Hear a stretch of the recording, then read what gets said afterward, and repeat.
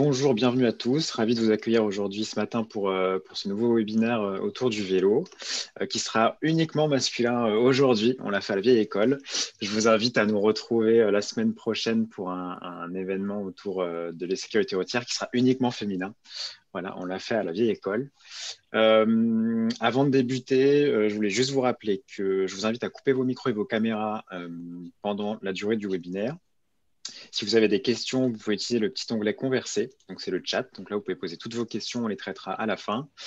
Et pour terminer, je vous rappelle qu'on vous enverra le support de présentation à l'issue du webinaire, ainsi qu'un lien vers le replay pour tout voir ou revoir. Je vous retrouve à la fin et je vais du coup laisser la parole à Timothée ou à Emilien pour le tour de table. Ouais, bah on peut faire du coup un tour de table. Charles, tu peux commencer? Oui, On fera dans l'ordre. bonjour à toutes et à tous. Ravi d'être là et puis ravi de voir cette dynamique autour du vélo qui est en place depuis de nombreuses années et qui s'accélère depuis un an en particulier. Je voudrais tout d'abord saluer mes camarades de Greenon, Arthur, Odeflit, Frédéric et Antoine de B2Green. On fait partie d'un écosystème avec Ecodev et Ecodev a d'ailleurs monté cet écosystème autour du vélo et de la mobilité plus largement. Et on est ravis de voir cette dynamique autour du vélo. Donc, moi, je vais faire un peu plus court, hein, je peux être très bavard, c'est pour ceux qui me connaissent. Donc, je suis fondateur de Cyclé qu'on a créé en 2013, donc c'était le monde d'avant.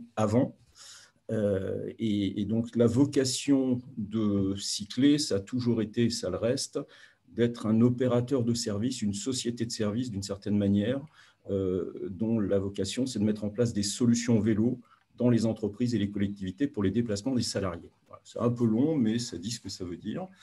Ça s'appuie sur une conviction forte qui est la mienne depuis tout petit, c'est que le vélo, c'est un truc génial. Qu'il faut le partager avec le plus grand nombre et qu'en particulier, le vélo, c'est aussi un outil de productivité, un outil simple, parfois même trop simple, pour aborder et résoudre un certain nombre de problèmes complexes et qui doit faire partie de la panoplie des moyens mis à disposition des salariés. Donc ça, c'est la conviction forte qui est à la source de la création de Cyclé. Et voilà, donc un peu un petit vélo dans la tête depuis toujours et je continue de le partager avec le plus grand nombre. Voilà, je passe la main Arthur. à Arthur. Oui, bonjour à tous. Merci Charles pour l'introduction aussi. Merci également à Ecodev, effectivement, un écosystème qui est assez intéressant en ce moment, ça bouge beaucoup. Donc, moi, je suis responsable marketing chez Greenon. Nous aussi, comme Charles, on existe depuis le monde d'avant, on va dire, depuis 2009 pour nous. On est également opérateur de solutions vélo pour les entreprises et les collectivités. On s'appuie, nous, sur les services de vélo partagé, notamment. Au départ, on faisait ça avec des casiers. Là, maintenant, on fait ça avec des stations et une plus grosse technologie. Mais le principe reste le même. On a tous la même envie ici, c'est développer la pratique du vélo dans les entreprises et dans les villes. Développer le vélo parce qu'on est tous convaincus effectivement que le vélo, c'est génial pour la ville, c'est génial pour le salarié, c'est génial pour l'entreprise aussi. Et donc, on vous présentera tout ça avec euh, toutes les entreprises de l'écosystème. Et voilà. Frédéric. Oui, bonjour à tous. Alors, je représente Haute de Fleet Service, alors, qui est par contre là né en même temps que est apparu en même temps que le Covid. Donc, c'était l'année dernière, il y a un peu plus d'un an. Et on veut développer des solutions de location longue durée, de leasing au sens large, parce qu'on est convaincu que plutôt que d'acheter en fait son véhicule de transport, le mieux, c'est de le louer, en fait, en réalité, de payer à l'usage. Voilà, c'est un petit peu l'idée qui nous a conduit à développer O2 Fleet Service, donc au sein de 2R Fleet Service, qui est un groupe qui existe depuis longtemps et qui est spécialisé dans le leasing de véhicules à deux roues. Voilà, donc c'est la mobilité, on va dire, individuelle. Et on a intégré donc Ecodev très récemment. On prépare d'ailleurs un changement de nom pour être plus dans le monde effectivement du vélo, de la mobilité douce. voilà, en tout cas, ravi de participer à l'écosystème EcoDev et à ce premier webinaire, puisque c'est le premier auquel on participe. Merci Frédéric. Antoine, je te laisse continuer. Oui, bonjour à tous. Merci d'être là, nombreux. Moi, je suis le cofondateur de B2Green. On est référent vélo pour les entreprises. On est là pour faire augmenter la part modale du vélo auprès des salariés, en laissant, avec l'entreprise, mais en laissant la main aux salariés, donc avec un catalogue le plus large possible, achat, location longue durée. Voilà, plutôt dans l'air du temps, puisqu'on parle beaucoup de forfait mobilité durable. Donc, on s'inscrit dans tous ces types de remboursements. Ravi de faire partie de l'écosystème EcoDev. Et nous, on a un peu plus d'un an et demi aujourd'hui. Donc voilà, ravi d'être là et de partager ce webinaire avec mes collaborateurs. Merci Antoine. Donc, pour ma part, Emilien Tracol, moi je suis consultant mobilité chez EcoDev. Et Timothée, je te laisse te présenter.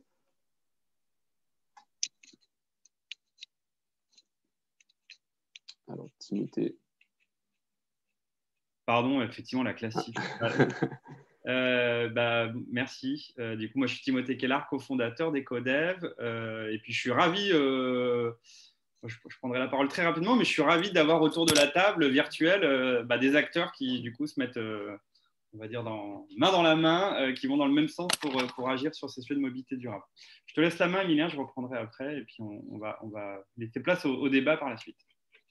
Ouais, du coup, sur EcoDev, donc c'est une société de conseil, une agence de services et de conseil qui a été créée en 2009, qui accompagne aujourd'hui les entreprises, les organisations, les collectivités dans leur démarche de développement durable et RSE. Aujourd'hui, on est sur différents métiers, donc le conseil stratégique qui va accompagner les organisations dans leur définition de leur stratégie RSE, également dans la communication et la conduite du changement, dans le déploiement d'actions opérationnelles et dans la mesure d'impact. Donc, on va vous accompagner dans la mesure et l'analyse de vos impacts et de la définition de vos plans stratégiques. On est aujourd'hui 5 pôles d'expertise, donc un pôle sur la RSE, le climat-énergie, la mobilité durable, la biodiversité et également l'économie circulaire. En ce qui concerne l'écosystème, donc l'écosystème mobilité, qu'est-ce que c'est? C'est une plateforme collaborative. C'est un réel hub de compétences qui a été créé en 2019 pour rassembler aujourd'hui les acteurs qui sont engagés dans la transition vers une mobilité durable. Donc concrètement, les thèmes qui sont développés aujourd'hui au sein de l'écosystème, donc il y a 4 thèmes. C'est dans un premier temps de permettre aux employeurs de s'approprier le management de la mobilité en leur apportant des outils, en leur apportant également du conseil, de l'accompagnement sur toute leur démarche du coup, qui va être liée à la mobilité durable, d'accompagner le changement de comportement, car aujourd'hui, on ne devient pas un manager de la mobilité du jour au lendemain. On a besoin d'outils et d'être accompagné par des experts de la mobilité, de soutenir la sobriété et l'innovation responsable. C'est proposer des outils et des solutions respectueuses de l'environnement. Et enfin, de valoriser les solutions innovantes et les acteurs engagés à travers des webinaires, des prises de parole. Et donc, ces 4 thèmes qui sont développés au sein de l'écosystème, elles ont aujourd'hui un objectif commun qui est de mettre fin à l'autosolisme et de proposer des alternatives à la voiture individuelle dans les déplacements domicile-travail, mais également pour les déplacements professionnels. Les premiers objectifs aujourd'hui de l'écosystème, c'est d'aider les employeurs à identifier et déployer des solutions concrètes, d'offrir de la visibilité à ces engagements et à ces actions, de bénéficier de retours d'expérience et d'étudier et mesurer les impacts positifs. Donc, on a différentes prestations qui sont proposées au sein de l'écosystème, donc des rendez-vous de la mobilité, des conférences, des webinaires, des retours d'expérience, des accès privilégiés à des outils, des séances de pitch, des formations, des newsletters, également une bibliothèque en ligne à travers du coup, notre plateforme de l'écosystème, des guides, des fiches pratiques, des livres blancs. Et on est également du coup, une véritable hotline au quotidien pour répondre à toutes les problématiques que les membres de l'écosystème peuvent aujourd'hui faire face. Aujourd'hui, en ce qui concerne les acteurs, donc on est de plus en plus nombreux au sein de l'écosystème. Donc, on a des adhérents employeurs qui vont financer l'écosystème et qui vont s'intéresser à cette thématique de la mobilité durable. Donc, on a Decathlon, Arval, la SNCF qui nous a rejoint il y a quelques semaines, L'Oréal, DF, SGS, voilà, différents groupes. On a également des solutions qui vont nous apporter leurs outils, leur expertise au sujet de la mobilité. Donc, on est aujourd'hui une trentaine de solutions au sein de l'écosystème. On a Velco et Mobilettre qui nous a rejoints cette semaine. Et également des parties prenantes, des influenceurs, des institutionnels qui vont nous accompagner dans nos démarches et qui vont répondre à toutes les problématiques qui vont être du coup en lien avec le sujet de la mobilité. L'effet de l'écosystème, c'est aujourd'hui une plateforme en ligne, c'est des webinars, c'est des ressources disponibles et c'est également une actualité qui est de plus en plus riche, car grâce à l'écosystème, on peut aujourd'hui participer à des projets tels que le label employeur ProVélo, qui est un label qui va permettre du coup de récompenser les employeurs qui vont mettre en place des véritables pratiques pour développer l'usage du vélo au sein de leur entreprise. Donc, plusieurs opportunités pour les entreprises de mettre en place ce label, c'est de réduire son impact environnemental, mais également de répondre à des enjeux sociaux, baisse de l'absentéisme, gain de productivité et à des enjeux économiques avec la réduction des différents coûts. C'est un programme, un objectif qui fixe de labelliser plus de 4000 entreprises, représentant plus de 500 000 salariés et également de mettre en place 20 000 abris sécurisés. On a également un sujet autour du baromètre. Je vais laisser du coup la parole à Timothée pour présenter un peu du coup ce dispositif. Merci Emilien. Oui, effectivement, donc dans le cadre de cet écosystème, on a plusieurs objectifs, on l'a vu, et on peut avoir le luxe finalement. On a une aire de jeu nous permettant de travailler sur des sujets de fond qui sont des sujets soit d'avenir, soit des sujets pour objectiver un certain nombre d'enjeux associés à nos thématiques de mobilité durable. Et donc, dans ce cadre, on a eu l'occasion avec VIAID de réaliser le baromètre officiel pour le ministère du forfait mobilité durable. Donc, projet financé et soutenu par l'ADEME et le ministère en charge des transports, donc le ministère de l'écologie. Ça nous a permis d'identifier un certain nombre de leviers et comprendre les freins aussi que les employeurs ont aujourd'hui sur le déploiement de cet outil finalement qui aide et on le verra juste après, à déployer les sujets de mobilité durable. Donc merci Emilien. Donc on a sondé à peu près 1000 entreprises ou employeurs. 20% dans ces sondés avaient déjà lancé une dynamique autour du FMD, donc annoncent l'avoir déployé. Alors bien évidemment, les 1047 organisations ne sont pas forcément représentatifs du tissu économique français, mais c'était représentatif du tissu, on va dire, géographique, si je peux m'exprimer ainsi. Ce qui était intéressant aussi dans ce baromètre, c'était de voir à quel point les employeurs, finalement, ont massivement déployé le forfait mobilité durable pour un objectif qui est de valoriser la pratique du vélo. 93% ont inclus par défaut le sujet du vélo dans cet outil et dans ce financement. Donc, on voit bien que le vélo tracte énormément ce sujet du forfait mobilité durable. Beaucoup, donc là, il y a une petite différence entre les grands groupes et les PME, mais globalement, beaucoup ont fait confiance et font confiance à leurs collaborateurs pour donc, du coup, les dédommager à peu près à 400 € en moyenne par an. Et donc 92% utilisent des attestations sur l'honneur. Quand on pose la question de savoir comment, pourquoi et si ça fonctionne, oui, ça fonctionne. Comment? Ça peut être très simple parce que l'attestation sur l'honneur est quelque chose d'assez léger à suivre. Et en termes d'usage, on voit que le vélo a beaucoup tracté ce forfait mobilité durable. Donc voilà. On peut passer au slide suivant. Pour faire un rapide résumé autour des enjeux du vélo, même si tout le monde le connaît, on peut dire qu'il y avait les sujets avant Covid, où, comme le dit Charles depuis qu'il est tout petit, le vélo, c'est positif, positif pour notre société. 30 minutes de vélo par jour, c'est un enjeu sanitaire assez fort, puisque c'est division par 2 du nombre d'AVC, par exemple. C'est 2,5 années d'espérance de vie. Une grande partie des nouveaux usagers, c'est des gens qui laissaient, en tout cas sur les VAE, leur voiture au garage. C'est quasi 0 tonnes de CO2 en déplacement. C'est pour beaucoup des déplacements qui sont déplacements les quotidiens. Enfin, 50% des déplacements font entre 1 et 7 km. Donc ça, c'est de manière factuelle aujourd'hui ce qui se passe quand on va au travail. Et là-dedans, vous en avez à peu près la majorité ou à peu près la moitié qui sont faits en voiture. Donc on voit qu'il y a un potentiel fort.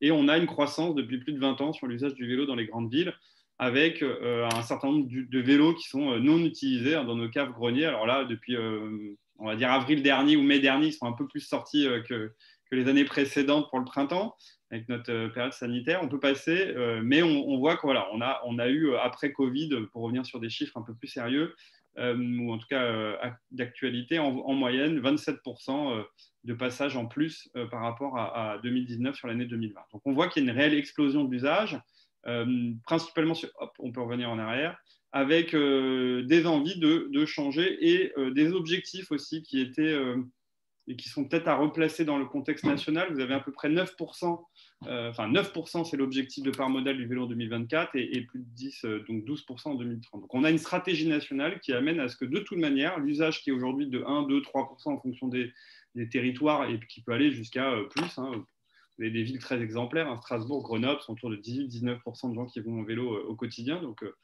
Donc, on a ces objectifs nationaux qui sont assez ambitieux. Et on a aussi une augmentation l'année dernière, bien évidemment, des acquisitions de vélos, avec, alors c'est une moyenne, avec 1,7% en plus, mais une forte disparité entre les vélos électriques qui ont explosé en acquisition et stabilisé sur les vélos mécaniques. Donc voilà sur les grands chiffres et les grandes tendances. On peut passer au suivant. Et puis, on a voulu remettre quand même de manière très objective et pragmatique des chiffres clés autour du vélo versus la voiture. Alors bien évidemment, notre objectif, c'est de minimiser l'usage de la voiture seule au quotidien. L'idée, ce n'est pas de faire zéro voiture, on n'y arrivera peut-être pas. Mais en tout cas, si on regarde dans les chiffres, c'est plus efficace le vélo dans les centres-villes pour une grande partie des distances, en termes en tout cas de moyenne. On gagne du temps forcément aussi quand on va chercher une place, quand on va se garer, 2 minutes versus 20 minutes, si je prends des chiffres. Les coûts, c'est aussi sans commune mesure, sans comparaison. Et puis sur les impacts environnementaux, là je ne vous fais pas de photos, 0 versus 130 grammes par kilomètre en moyenne. Donc on est aussi sur des gains énormes. Donc avec tout ce bon sens, on va essayer de mettre en avant des initiatives concrètes et puis des acteurs du changement là au quotidien qu'on a le plaisir de recevoir. Oui, il y a d'autres actualités, mais Émilie en parlera peut-être mieux que moi, ayant travaillé un peu à la PHP. Oui, du coup, il y a d'autres actualités en ce qui concerne le vélo chez Ecodev. Donc, il y a la participation à la création du label, on en a déjà parlé, mais il y a également des missions d'accompagnement, par exemple, avec la PHP et l'hôpital Necker sur l'étude de projet d'expérimentation de VAE pour les visites à domicile. Donc, c'est différents projets aujourd'hui qu'on commence à aborder au sein d'Ecodev. Et pour juste à titre d'information, la PHP participera à un webinaire le jeudi 27 mai à 10h avec Decathlon et CGI Finance justement sur le sujet des politiques vélo déployées au sein des entreprises et des organisations. On voulait également mettre en avant des programmes C2E qui vont permettre de développer la pratique du vélo. Donc, il en existe aujourd'hui de plus en plus. On en a cité quelques-uns qui vont permettre d'encourager les salariés, les employeurs à développer la pratique, que ce soit pour les déplacements domicile-travail, mais également pour les trajets professionnels. On va laisser du coup maintenant la parole à nos invités et du coup à Charles et à Frédéric pour cette première thématique sur les aides aujourd'hui disponibles pour développer l'usage du vélo. Merci. Frédéric, on parle chacun à notre tour, je te propose, c'est ce qu'on a… Oui, tout à fait. Je te laisse. Et tu m'interromps quand tu veux. Si tu trouves que je suis trop long, je le redis, je peux être bavard. N'hésite pas. Tu me connais. Bon, donc les aides, effectivement, mais je voudrais juste au préalable faire peut-être un petit retour parce que les aides pour l'entreprise, ça sous-tend que l'entreprise, d'ores et déjà, décide de favoriser d'une façon ou d'une autre l'usage du vélo. Or, on voit, et dans le chat, là, j'ai vu un certain nombre de questions qui portent sur, entre autres, les questions d'assurance, de sécurité. façon générale, notre angle, et on va l'aborder plus précisément un peu plus tard dans la discussion, c'est qu'il convient de mettre en place un système vélo complet dans l'entreprise et pas seulement des vélos sous une forme ou sous une autre. Mettre des vélos, ça n'a jamais marché. Je pense que Greenon pourrait témoigner du sujet tout comme on peut le faire parce qu'on a ensemble, enfin chacun de notre côté, un certain nombre de clients chez qui on a pu mettre des vélos et chez qui ça n'a pas marché. Et avec le recul, on se rend compte que c'est parce que, probablement, en tout cas c'est mon analyse, le système vélo n'était pas tout à fait complet. Et ça, le système vélo, ça va de la culture de l'entreprise et de sa façon d'appréhender la question aux services qui vont être accompagnés. Donc, une fois qu'on a dit ça, effectivement, ça signifie que l'entreprise qui, aujourd'hui, se saisit de la question vélo, mais qui pour beaucoup est la patate chaude quand même. Dans l'entreprise, le vélo, c'est OK, il faut bouger, c'est un sujet qui revient sur le dessus parce qu'il faut que nos salariés n'utilisent pas le métro dans le contexte sanitaire. Et puis on voit bien qu'il y a un mouvement, quoi qu'on fasse, de toute manière, on aura de plus en plus de cyclistes. Mais ça reste un peu la patate chaude. C'est comment on peut faire pour encadrer ça, comment on peut interdire ou favoriser. Et donc ça demande une réflexion en amont. Un accompagnement. On est chacun, je pense, tous engagés dans ce genre d'accompagnement, que ce soit Ecodev, bien entendu, en premier lieu, mais Frédéric, Arthur, Antoine, que je connais moins, mais je suis certain qu'on a tous cette démarche d'accompagnement préalable de nos clients. Une fois qu'on a dit ça, les aides, de quoi parle-t-on effectivement? On a vu fleurir au cours des années en France un certain nombre de dispositifs réglementaires. Le premier qui a été assez structurant, c'est celui de la LTE de 2015, donc la loi de transition énergétique, auquel on a participé, là aussi avec les équipes Greenon. On faisait partie de groupes de travail à l'Assemblée nationale pour réfléchir et accompagner les parlementaires à l'élaboration d'une loi qui soit favorable. Et la LTE a inclus un article qui aujourd'hui est très important et assez structurant, qui est la possibilité pour l'entreprise, plus que la possibilité d'ailleurs, le droit pour l'entreprise de bénéficier d'une réduction d'impôt. Le mot est important, ce n'est pas un crédit d'impôt, c'est une réduction d'impôt de 25% de l'ensemble des frais engagés par l'entreprise dans le cadre de la mise en place d'une flotte de vélos mis gratuitement à disposition de ses salariés. Bon, c'est plus ou moins le verbatim, hein. Je le connaissais à une époque par cœur, mais je ne dois pas être loin du texte de loi. Donc, en clair, une entreprise qui met en place une flotte de vélos pour que les trajets domicile-travail soient effectués gratuitement bénéficie d'un crédit d'impôt, d'une réduction d'impôt de 25% de l'ensemble des frais. C'est-à-dire que ça va comprendre aussi bien les vélos, les installations que l'ensemble des services. Au départ, c'était sur l'achat. L'année suivante, suite justement à un travail que l'écosystème a fait, on a permis que la location soit incluse dans le cadre d'une location de 36 mois.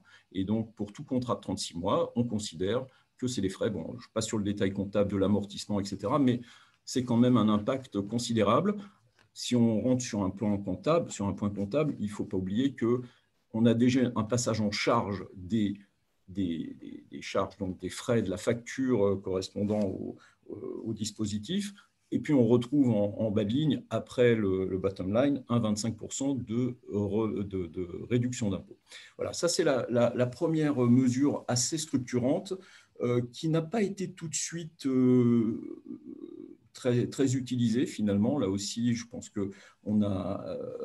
il y a un certain nombre d'entreprises qui se sont posées la question, mais la question du vélo n'était pas un sujet central et un certain nombre d'entreprises l'ont mis en place. Ça nous a permis de convaincre des entreprises et aussi des acteurs. Alors nous, on a depuis de longues dates, on accompagne des partenaires de notre chaîne de valeur et on construit des partenariats au sens entier du terme, en particulier avec des entreprises comme Arval, filiale de la BNP, dont le métier c'est de faire de la LLD de véhicules. Et on s'est dit à un moment que le vélo pouvait rentrer par la voiture d'une certaine manière.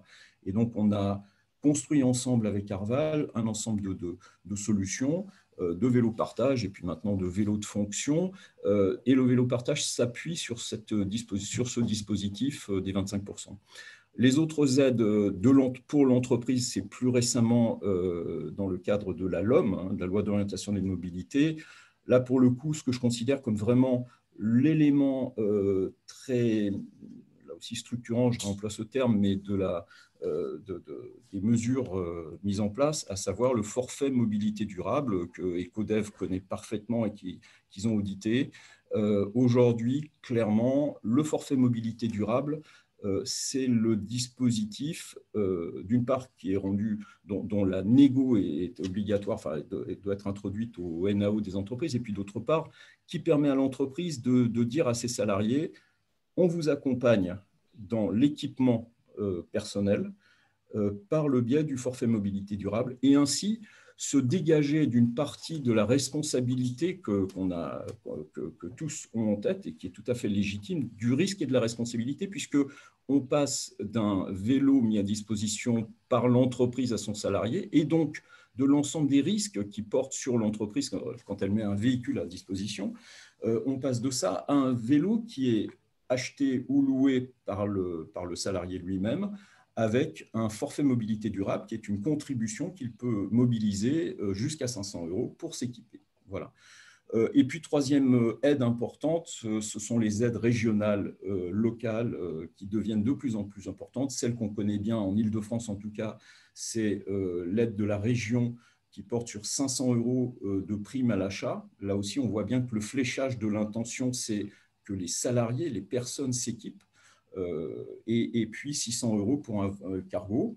Si on ne sait pas si on veut acheter un vélo tout de suite, parce que c'est quand même un investissement, on a vu que le prix moyen d'un vélo assistance électrique, c'est 2079 € en 2020, donc c'est considérable. On peut recourir au dispositif que Île-de-France, et je fais une petite page de pub pour Véligo Location, dont nous sommes associés, auquel nous sommes associés, avec La Poste, Transdev et Vélogique. Et donc, on peut louer son vélo pendant 6 mois pour une somme relativement dérisoire qui est de 40 €, dont la moitié est prise en charge par l'employeur. Voilà pour les aides. J'en ai probablement oublié des locales, etc. Mais les trois structurantes, c'est l'ALT 25% de réduction d'impôt, le FMD qui, pour moi, est celui qui va structurer le marché, entre guillemets, ou en tout cas l'accès au vélo par les salariés, et puis les aides locales. Voilà. Alors, pour compléter donc ce que vient d'expliquer dans le détail Charles, je voudrais rajouter, alors là, d'expérience, c'est vrai que le forfait mobilité aujourd'hui, pour une entreprise qui veut inciter ses salariés à venir en vélo travailler, me paraît la solution la plus souple, la plus facile à mettre en œuvre. Alors, il faut effectivement prendre la décision d'attribuer une certaine somme qui peut aller jusqu'à 500 €. Il faut faire effectivement un peu d'animation autour pour inciter les salariés à basculer sur cette solution de déplacement. Mais après, effectivement, le salarié, il va pouvoir choisir le vélo de son choix. Alors, généralement, c'est une sélection de vélos, mais ça permet très concrètement de laisser l'initiative au salarié qui est finalement le principe, l'utilisateur final. Notamment, alors pour donner un exemple, hein, si on raisonne sur une aide on va dire de 400 €, donc on doit être à peu près à 33 € par an et par salarié d'abondement. Aujourd'hui, on peut, je fais l'exemple sur la location, c'est ce qui m'intéresse, on peut louer un vélo voilà, dans les 2000 € pour un montant de l'ordre de 40 € par mois et par salarié. Ça veut dire que si une entreprise décide d'allouer 400 € par an et par salarié, au final, le salarié, lui, ça va lui coûter 7 € par mois. Et il va avoir accès à un vélo électrique, donc avec des motorisations Bosch ou Shimano, enfin des motorisations qui permettent d'avoir un vélo assez puissant, qui a une bonne assistance, qui est généralement assez confortable et fiable. Voilà, pour une somme qui est finalement extrêmement faible.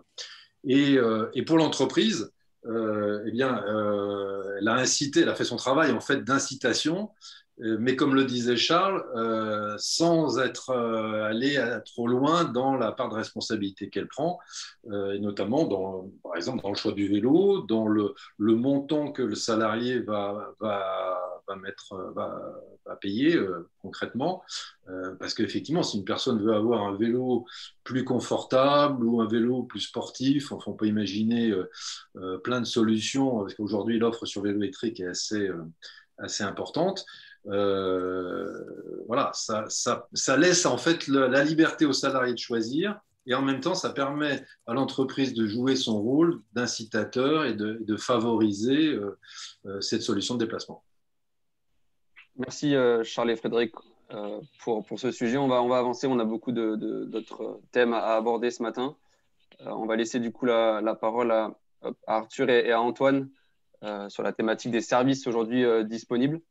Arthur et Antoine, je vous laisse la parole. Je vais partager mon écran. Ouais, hop. Comme ça, vous verrez les slides. Est-ce que vous voyez bien?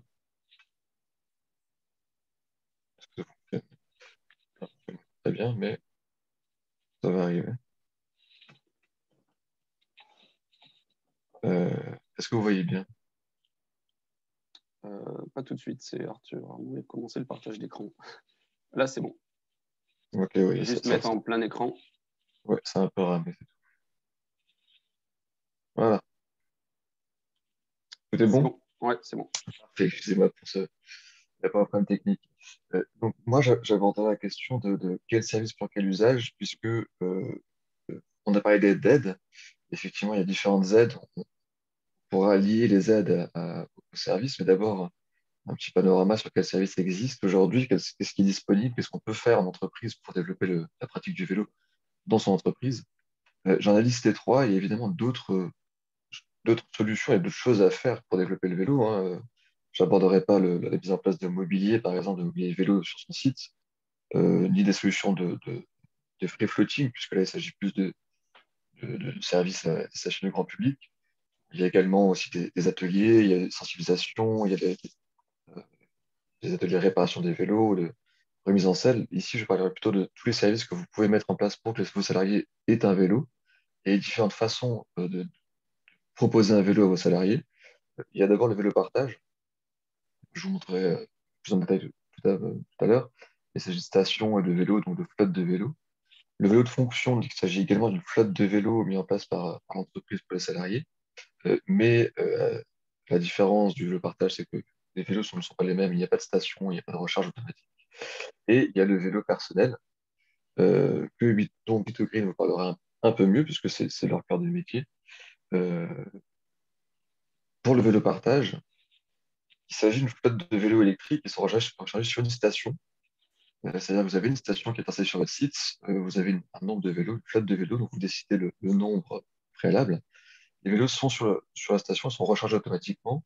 La station est connectée à une plateforme, donc tout le service se fait automatiquement, toute la gestion est automatique, tout le monde s'inscrit au service via sa plateforme, il n'y a pas de besoin de gestion ou de recharge.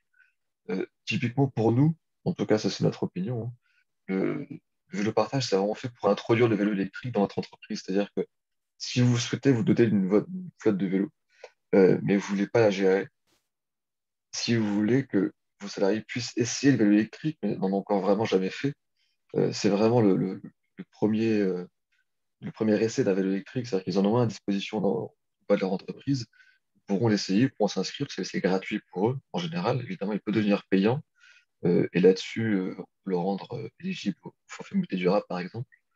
Euh, en gros, l'idée, c'est d'avoir un vélo électrique à disposition. Ils peuvent essayer, ils peuvent faire le premier trajet, puisque le premier frein pour développer le vélo dans l'entreprise, c'est le premier trajet entre son domicile et le lieu de travail, puisqu'on ne connaît pas très bien les itinéraires, on a encore un petit peu peur de la pratique du vélo, on n'a pas l'habitude même du vélo électrique.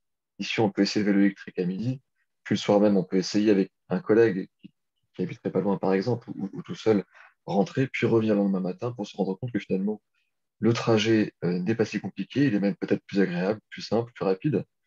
Et donc, on a pu essayer. Évidemment, c'est le désavantage, c'est que ce n'est pas un vélo personnel, c'est un vélo partagé. Donc, il y a un certain nombre de vélos qui sont présents sur l'entreprise et on n'est pas assuré d'avoir un vélo à chaque fois. C'est vraiment un service qui est là pour que l'entreprise développe la pratique, mette le pied à l'étrier, si j'ose dire, commence la dynamique pour le vélo. L'avantage, c'est que c'est une gestion automatique. il n'y a pas besoin pour l'entreprise de gérer quoi que ce soit. Les vélos sont rechargés automatiquement, puisque, comme le disait Charles tout à l'heure, mettre des vélos en entreprise, simplement des vélos en entreprise, ça ne marche pas. Il faut qu'il y ait un service autour, il faut qu'il y ait une gestion, il faut qu'il y ait des éléments qui permettent au vélo d'être toujours disponible. Ici, la maintenance est comprise, etc. On en parlera plus dans les services. Je disais tout à l'heure que c'est éligible au forfait mobilité durable. C'est assez nouveau, donc c'est un service jeune pour le forfait mobilité durable, mais on a déjà développé un partenariat nous-mêmes avec la société Skipper, par exemple, qui possède des cartes de paiement. Et puisqu'on est habitué à avoir nous, mettre en place des services, par exemple, de services publics, des services un peu comme les Vélib, mais pour d'autres villes, on a cette station qui peut devenir un service payant. Et dans ce cadre-là, ça peut être éligible au forfait mobilité durable, donc aux 500 euros qui sont alloués via une carte de paiement, on peut l'utiliser là-dessus. Deuxième service, c'est donc le vélo de fonction. Le vélo de fonction est différent du vélo partagé, puisque là, c'est un vélo attribué par l'entreprise à un salarié. Donc, il s'agit de la même façon d'une flotte de vélos, mais l'entreprise alloue ce vélo à un des salariés. Et c'est un service que propose l'entreprise aux salariés qui voudraient, eux, déplacer à vélo, qui voudraient ou qui auraient besoin peut-être pour leur réunion, etc. Donc, de la même façon, c'est un service qui est là pour que vous puissiez vous doter d'une flotte de vélos. La différence, c'est que il ne s'agit plus d'introduire le vélo, mais il s'agit d'étendre la pratique du vélo. En tout cas, ça, c'est notre point de vue, hein. Il s'agit d'augmenter le nombre de trajets domicile-travail une fois que les gens connaissent le trajet, une fois que les gens ont l'habitude de se déplacer à vélo. Là, vous pouvez leur attribuer un vélo. L'avantage, c'est que le vélo partagé doit être un vélo qui a l'habitude et qui est fait pour être partagé, donc c'est un vélo robuste. Ici, on peut changer le style de vélo. On peut avoir un vélo haut de gamme, on peut avoir des vélos pliables, on peut en tout cas choisir quel type de vélo voudrait le salarié. C'est un service beaucoup plus individualisé pour le salarié.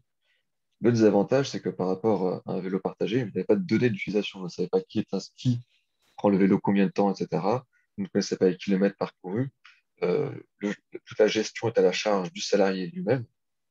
Et une chose à penser vraiment importante en amont, c'est qu'il faut penser au turnover. Il faut penser que si c'est une flotte qui est possédée par l'entreprise, qui est destinée à un salarié, il faut que le vélo puisse être attribué facilement à un autre salarié si ce salarié devait partir de l'entreprise, déménager, ou s'il préférait changer de mode de déplacement. Donc c'est une chose à penser vraiment en amont. Euh, Tout l'avantage, c'est par contre que c'est un service beaucoup plus haut de gamme et que l'entreprise, encore une fois, n'a pas de gestion du vélo à faire. Pour le troisième mode, je passe la parole à Antoine de Bit2Green.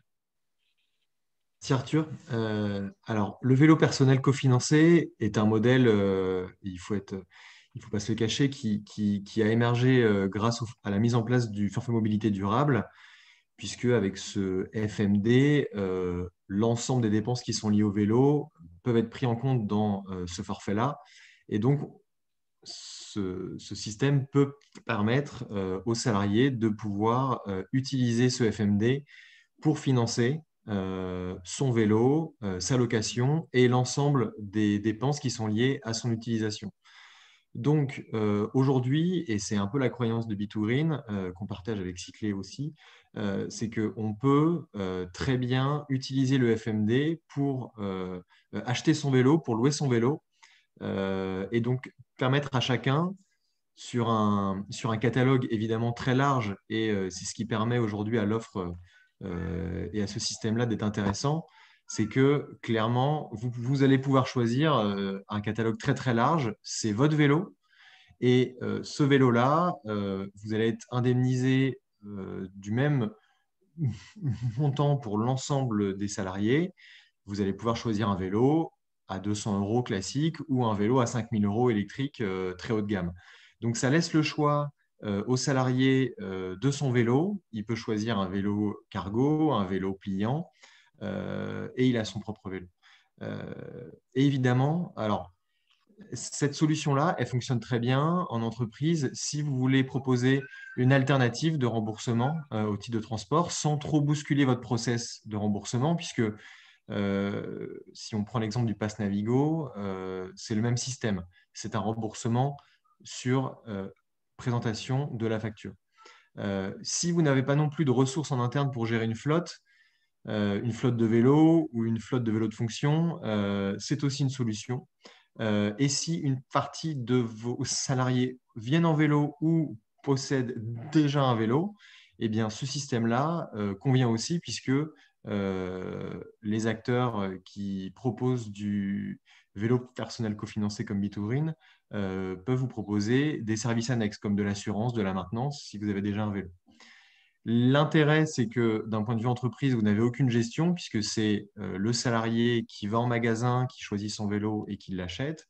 Il est évidemment éligible au forfait mobilité durable. Les aides territoriales sont compatibles.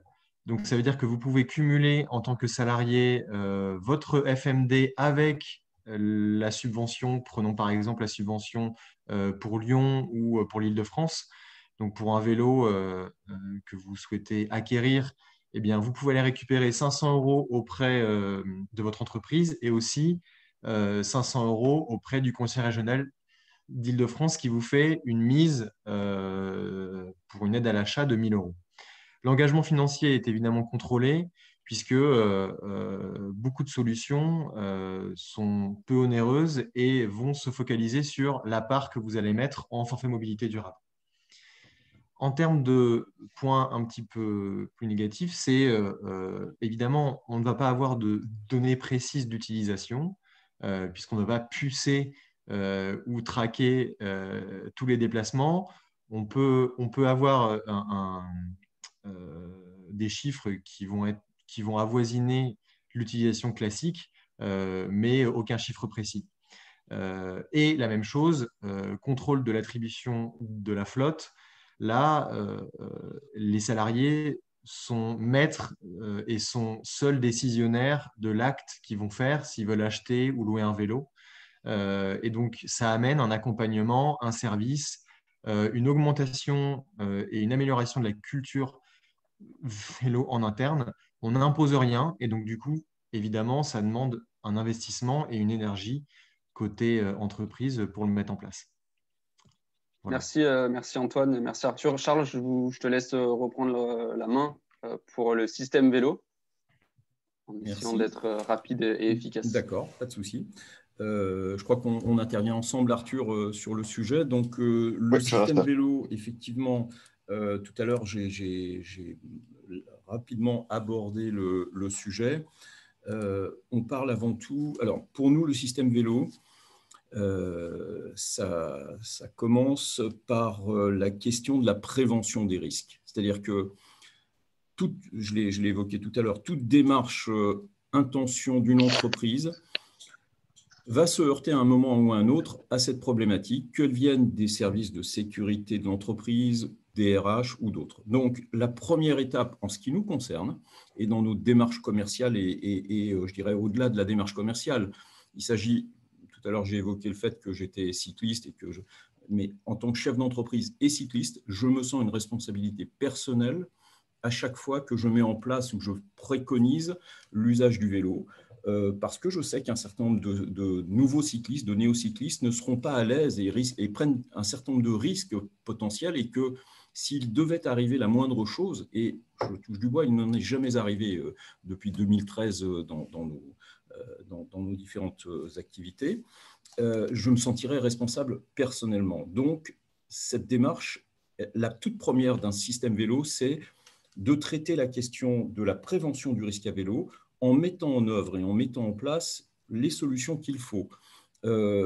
C'est même une obligation légale parce qu'à partir du moment où l'entreprise va déterminer qu'il existe un risque, que ce soit professionnel ou autre, elle a une obligation, j'ai plus l'article en tête, de mettre en place les mesures de prévention. Chez Cyclé, nous, on a approfondi le sujet et on accompagne ce sujet-là, comme je le dis encore une fois, en préalable à toute mesure, par la mise en place soit d'ateliers en présentiel qu'on fait comme nos camarades depuis toujours, avec le rappel des règles de sécurité, etc., de la prise en main, mais qui sont un peu frustrants parce qu'on ne sait pas réellement ce qui sera retenu et l'impact qu'on aura eu. C'est pour ça qu'on a développé une plateforme de e-learning qui s'appelle Cyclé Academy, qui permet en une trentaine de minutes de réaliser un parcours sur un modèle digital total sur la sécurité. Donc ça, c'est le premier élément. Bon, je ne veux pas trop faire détail là-dessus, ce n'est pas l'objet. Ensuite, il vient bien entendu toutes les dimensions qu'on a à l'esprit, c'est-à-dire l'entretien régulier des vélos, qui est un élément fondamental là aussi de la sécurité. Alors que ce soit des vélos de l'entreprise ou des vélos des salariés, bien souvent, quand on rend visite à des entreprises, on regarde les parcs existants et on a une proportion de 50%, 40, 50, 60% de ce que nous on appelle des VTP. Alors les VTP, c'est des vélos tout pourris. Et les vélos tout pourris, c'est ceux qui mettent à risque le salarié le plus fort. Donc, encore une fois, la question du risque est vraiment cruciale et il faut se rappeler d'une chose, c'est que l'entreprise, qu'elle souhaite ou pas mettre en place des solutions vélo, elle porte ce risque puisque le risque trajet fait partie des risques que l'entreprise porte. Donc, moins elle fera pour le vélo, plus son risque sera grand. Donc, il faut aborder la chose de façon frontale et concrète sur la question du risque et mettre en place des solutions. Donc, l'entretien en fait partie, l'assistance en cas de panne, le reporting sur les usages, effectivement, dans le cadre de ce qu'évoquait Arthur, dans le cadre des vélos partage, toutes ces mesures et l'animation, parce que là encore, mettre des vélos, ça ne marche pas, ça prend du temps. Le changement, on se confronte à une problématique qui est celle de la conduite du changement. On doit changer de comportement sur un sujet très sensible qui est celui de la mobilité personnelle. Et donc, il faut accompagner, il y a des outils pour accompagner ce changement. Voilà, un système vélo, donc, c'est cet ensemble de dispositifs. Et je laisse la main à Arthur pour compléter ou reprendre ce que je viens de dire. Merci Charles. Effectivement, Charles et nous-mêmes, Greenon et Cyclé, ça fait longtemps qu'on est sur le marché, ça fait longtemps qu'on a mis en place différentes solutions, qu'on a adapté nos réponses aux entreprises pour que on a vu ce qui marchait, on a vu ce qui marchait pas. Charles le disait, mettre des vélos sans rien, ça marche pas. Simplement bombarder l'entreprise de vélos pour dire, voilà, vous avez une flotte de 50 vélos. Sans service derrière, sans gestion, ça ne fonctionne pas. Les vélos doivent être rechargés, il faut les garer, il faut qu'il y ait une maintenance, il faut qu'il y ait une assurance. Il faut qu'il y ait des bons vélos, il faut les vélos adaptés, effectivement, il ne faut pas des vélos de pourris. Il faut le vélo, pas seulement un vélo de gamme d'ailleurs, il faut aussi un vélo qui soit adapté pour nous au partage. Pour d'autres, le vélo de fonction, un vélo peut être réattribué ou pour d'autres, des vélos qui conviennent au style de déplacement de chacun des salariés, donc il y en a qui préfèrent des VTT, etc. Tout dépend de l'usage. Euh, les services que qu'une entreprise devrait et peut attendre, c'est une maintenance régulière des vélos, de préférence sur site, c'est l'assurance, c'est du matériel, c'est un suivi régulier du service. Donc, est-ce qu'il faut agrandir ou diminuer la flotte? Est-ce qu'il faut adapter le style de vélo? Il faut des données d'utilisation si on peut pour pouvoir les valoriser, pour pouvoir valoriser le service vélo au sein de l'entreprise. Il faut aussi effectivement de l'animation, une inauguration, une présentation, un accompagnement. Peut-être que dans l'entreprise, sa vie, l'entreprise, il y a des entrées et des départs. Un service n'est pas seulement là pour tous ceux qui sont là au lancement. Il faut que tout au long de la vie de l'entreprise, le service évolue avec l'entreprise, avec la masse salariale. Et effectivement, un système vélo, finalement, c'est un outil qui permet d'intégrer le vélo réellement dans les habitudes des salariés. C'est pas seulement donner des vélos, mais changer la part modale du vélo dans l'entreprise. Et pour ça, pour nous, en tout cas chez Credon, nous, ce qu'on propose et ce qu'on met en avant, c'est des solutions progressives. C'est-à-dire qu'on met en place 5, 6 vélos au départ partagés pour qu'on puisse comprendre le vélo, connaître le vélo, faire les premiers trajets, s'initier à la pratique du vélo et à son existence, pour ensuite, par étapes, attribuer peut-être un vélo de fonction, peut-être des vélos en location longue durée. Le tout, l'entreprise doit l'accompagner avec une véritable politique sur son propre site d'accueil des cyclistes. Il faut du mobilier, si ce n'est pas des vélos électriques, il faut des douches. Si c'est il y a plein de cyclistes différents, il faut des racks, il faut du stationnement, il faut des pompes, il faut des totems de réparation, il faut tous les éléments qui permettent aux cyclistes de se sentir le bienvenu sur le site pour qu'ils puissent réellement venir le matin à vélo. Et pour nous, c'est ça l'ensemble d'un service vélo et c'est ça qui fait que la politique du vélo de l'entreprise fonctionnera à la fin. C'est qu'elle a mis en place un panel de solutions qui accueillent et qui font que les cyclistes se sentent le bienvenu. Merci Arthur, merci Charles. On va rapidement passer aux aux idées reçues avant de terminer par les questions. Frédéric et Antoine. Oui, je vais partager mon écran. Comme ça, ce sera un peu là rapidement pour qu'on puisse avancer. Merci. Alors, on a repris avec Frédéric, je ne sais pas si vous voyez bien mon écran. On a repris les 5 grandes idées reçues sur le vélo. Il y en a évidemment d'autres. On a essayé de les condenser. La première, c'est tout d'abord, le vélo, c'est dangereux. Et on l'a vu à travers les différentes questions sur le chat. Ce qu'il faut savoir, c'est qu'en termes de bilan d'accidentologie, le vélo a des pourcentages qui sont beaucoup plus faibles que les motards, les automobilistes, voire même les piétons. Donc, en termes de responsabilité pour l'entreprise, que vous veniez à 2 roues, en voiture, en vélo ou à pied, vous avez la même responsabilité. Et à vous de prendre en main, évidemment, au niveau des formations, au niveau de l'amélioration de cette culture vélo-là, de prendre en main ce sujet justement pour sécuriser vos employés, vos salariés, et surtout leur fournir un service, comme le disait Charles, avec des vélos de qualité qui vont tenir et avec des réflexes qu'on a eus par le passé quand on était jeune. Là, on se remet en vélo, c'est important de pouvoir, comme on dit souvent, se remettre en selle et être dans de bonnes conditions.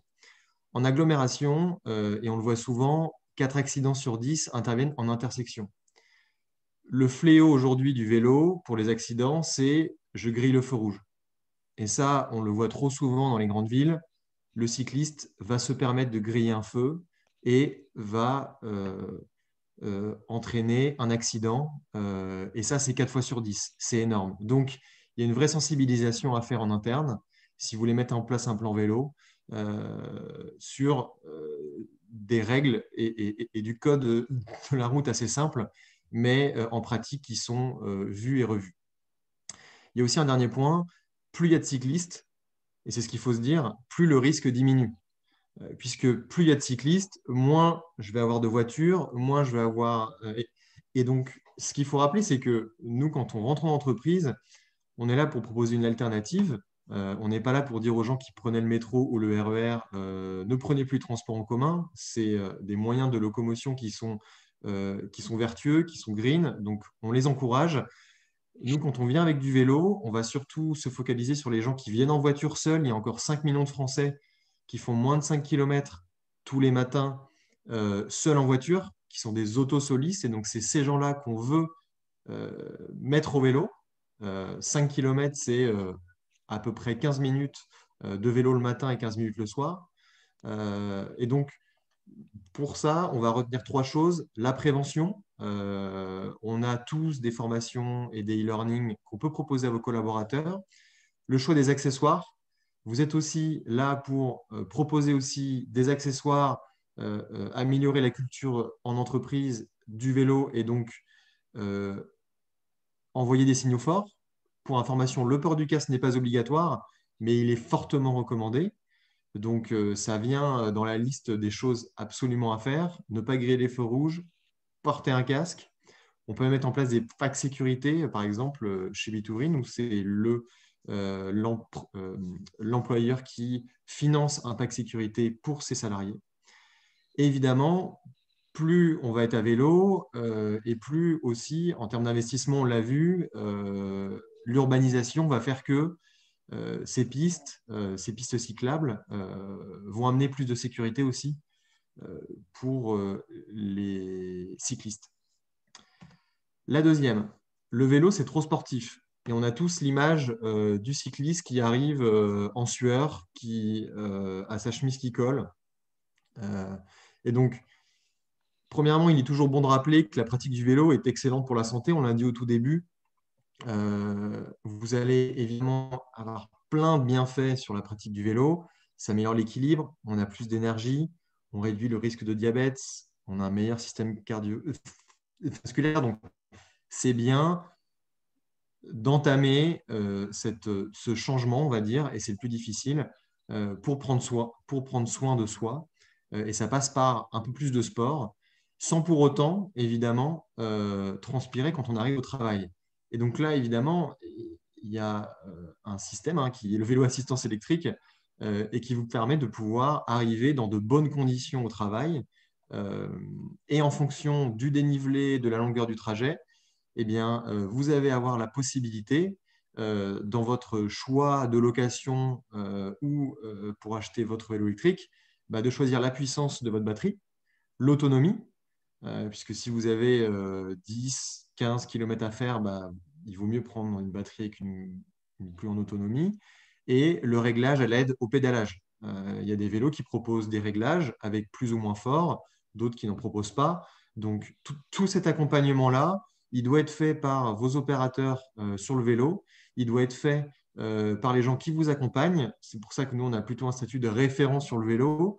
On va accompagner et les employeurs, mais aussi les salariés sur leur choix du vélo. Et il y a plein de marques aujourd'hui, il y en a, on peut choisir plein de vélos, il faut choisir le bon. La troisième, et je laisserai ensuite la parole à Frédéric, c'est la météo. Elle revient souvent.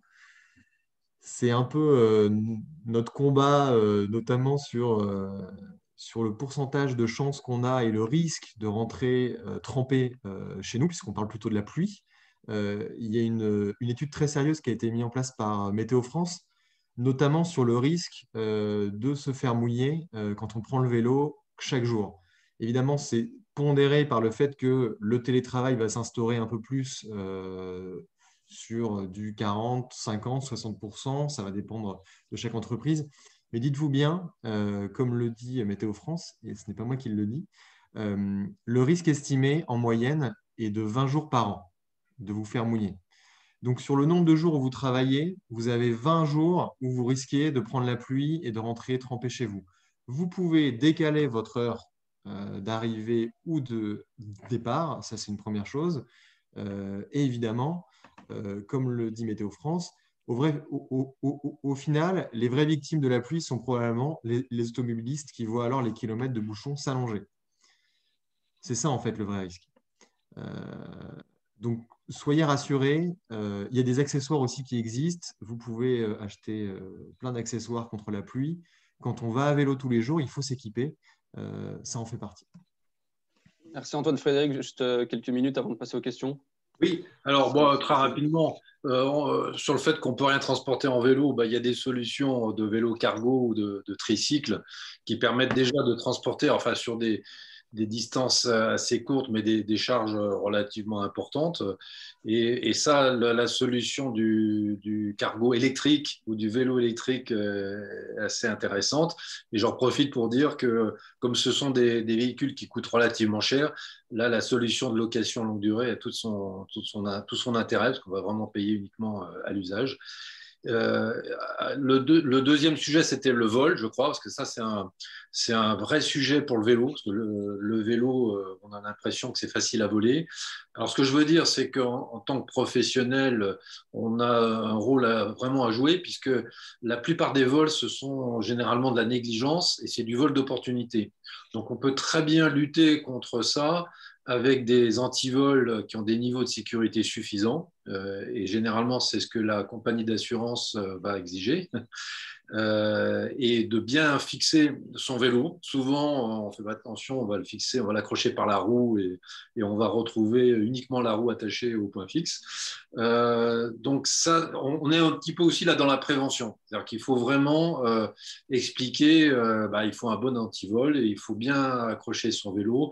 Peut-être pas le laisser toujours au même endroit et la nuit. Donc il faut avoir une solution de parking. Voilà, mais je pense qu'on peut très facilement lutter contre le risque de vol. Nous, on l'a constaté sur les quelques 300 contrats de vélo qu'on a en location. On a eu finalement un taux de vol très faible qui est inférieur à 1%. Pourtant, on est essentiellement en région parisienne. Donc, je pense que là encore, un peu comme l'accidentologie, en faisant de la prévention, on peut très, très nettement diminuer le risque. Merci Frédéric. Du coup, on va passer aux questions. Thomas, je te laisse prendre la main. Ouais. Alors, il y a eu pas mal de discussions. Du coup, on ne pourra pas tous les traiter, je pense. N'hésitez pas, hein, en tant qu'intervenant, c'est vu des questions qui vous semblent très importantes. Je vais juste revenir sur le FMD. Il y avait des questions sur le FMD. Quand on rembourse déjà 80% des abonnements de transport en commun, il n'y a plus d'espace pour le FMD. Pour l'interrogation, est-ce que le FMD est exonéré d'impôts et des cotisations sociales? Peut-être plus pour Timothée ou pour Emilien. Oui, oui, enfin, complètement exonéré effectivement d'impôts ou de charges pour les employeurs. Enfin, donc effectivement, c'est assez intéressant fiscalement, que ce soit pour l'employeur ou le salarié. Après, le cumul, j'ai vu qu'il y avait beaucoup de débats, j'ai essayé de répondre. Il faut éviter l'opposition des transports en commun et des vélos, hein. De plus en plus, on peut parler de multimodalité ou d'intermodalité, c'est-à-dire on choisit son jour pour un mode en particulier, ou on peut aussi venir en vélo jusqu'à une gare, prendre un train avec le vélo ou le garer et avoir les deux usages finalement dans la même journée. Et là, le FMD fonctionne bien. Après, il y a des plafonds, bien évidemment. Il y avait des remarques aussi associées à des indemnités un peu plus intéressantes que le contexte légal, du type 80% du pass transport. Donc voilà, mais quand on regarde, nous, dans les chiffres et dans les analyses qu'on fait pour des employeurs, c'est des usages des volumes assez marginaux. Enfin, allons taper là où il y a un vrai intérêt pour le salarié et pour l'employeur. C'est les profils qui aujourd'hui ont un mode du type voiture seule et qui font moins de 5, 7, 10 km par réflexe, par acquis social, on va dire, si on parle de voiture de fonction, et qui là possèdent, on va dire, tous les avantages de basculer si bien évidemment la personne est légèrement volontaire dans les pratiques du vélo. Et c'est là où, en fait, il faut peut-être d'abord travailler plutôt que de voir les quelques limites un peu de l'exercice. Je ne sais pas si j'ai bien répondu à tout. Mais... Si, merci. Du coup, je rebondis toujours sur le FMD. Est-ce qu'un employeur peut faire appel au FMD, donc les 400 € par an, et la LTE, donc la réduction d'impôt de 25%, pour proposer des solutions vélo pour ses collaborateurs?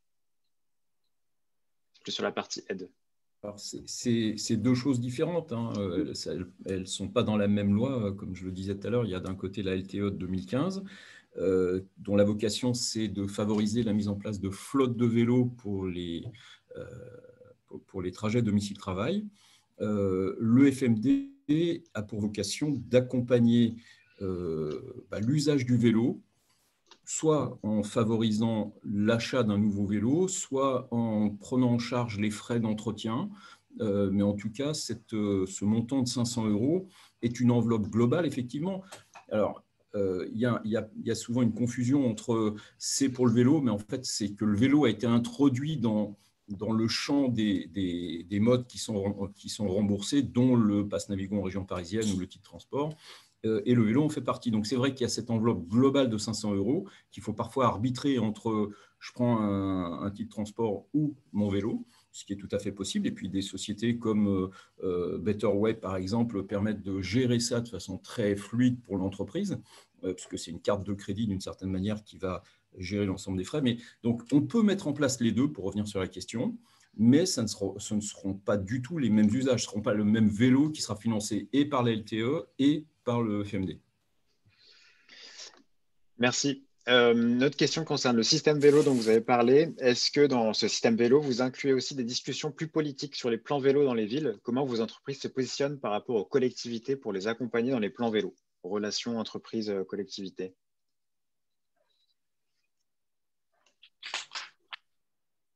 Ce qu'il faut se dire, c'est que en fonction de la taille de l'entreprise et du poids que l'entreprise a au sein des collectivités locales, vous allez avoir des négociations qui vont se faire auprès des métropoles, auprès des villes.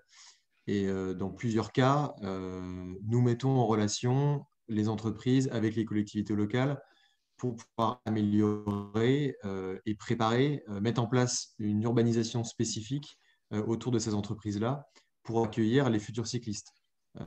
Je prends l'exemple de Disney, par exemple, à Marne-la-Vallée. Je prends l'exemple de Boiron à Lyon. Ces entreprises-là sont en relation directe avec la métropole et avec les villes pour pouvoir mettre en place plus de pistes cyclables, sécuriser les intersections. Donc aujourd'hui, les deux peuvent travailler ensemble et nous, on peut opérer comme lien référent vélo sur cette partie-là. Merci. Je voudrais revenir sur l'aspect accidentologie, parce que c'est revenu également dans les commentaires. Il y a une question qui sont quelles sont les conséquences d'un accident à vélo, pourcentage de blessés légers et lourds pour les accidents à comparer avec la voiture ou la moto? C'est peut-être une remarque par rapport au fait qu'on dit que le vélo est plus dangereux que la voiture ou la moto. L'accidentologie, c'est un sujet à prendre avec des pincettes et il faut savoir de quoi on parle. L'accidentologie vélo, elle concerne en premier lieu des cyclistes aguerris qui portent un casque, qui font du vélo en pratique sportive, puisque les 2/3 des accidents graves à vélo se déroulent hors agglomération, donc sur des départementales, et concernent de la pratique sportive. Le reste qu'un tiers se déroule en agglomération.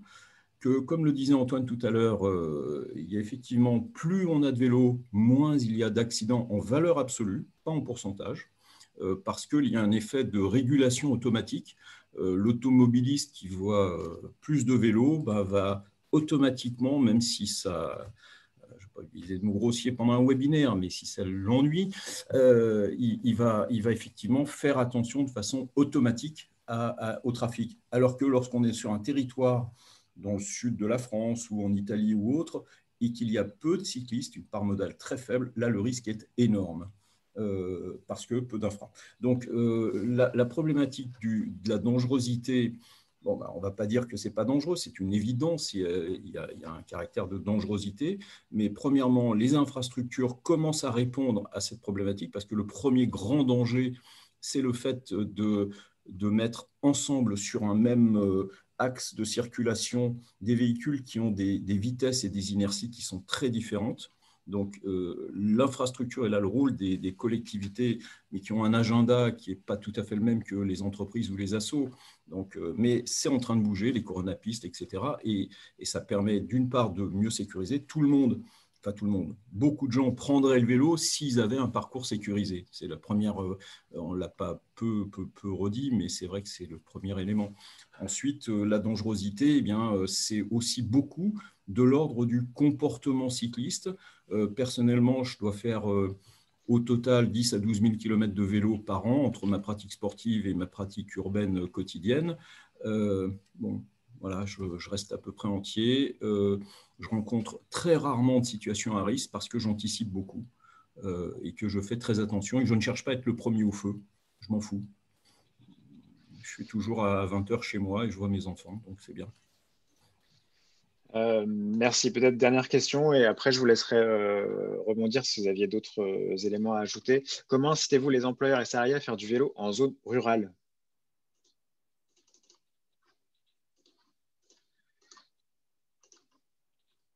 Alors, effectivement, c'est un sujet d'infra, hein, Arthur. Enfin, tu connais bien parce que je crois que vous avez des installs en zone rurale ou semi-urbaine. Disons que nous, on développe beaucoup des systèmes de vélo électrique partagés dans les zones rurales. C'est notre offre de vélo libre-service qui est un peu comme Vélib pour les zones rurales. Et là, effectivement, le plus important dans les zones rurales, c'est les infrastructures et les pistes cyclables. Les routes nationales, par exemple, sont toujours considérées comme très dangereuses. Et ce que disait Charles tout à l'heure est très juste là-dessus. Ce sont des zones dans lesquelles les vélos sont pas vraiment. On n'est pas habitué, en tout cas en voiture, à croiser des vélos, donc c'est plus complexe. On a des entreprises en zone périurbaine.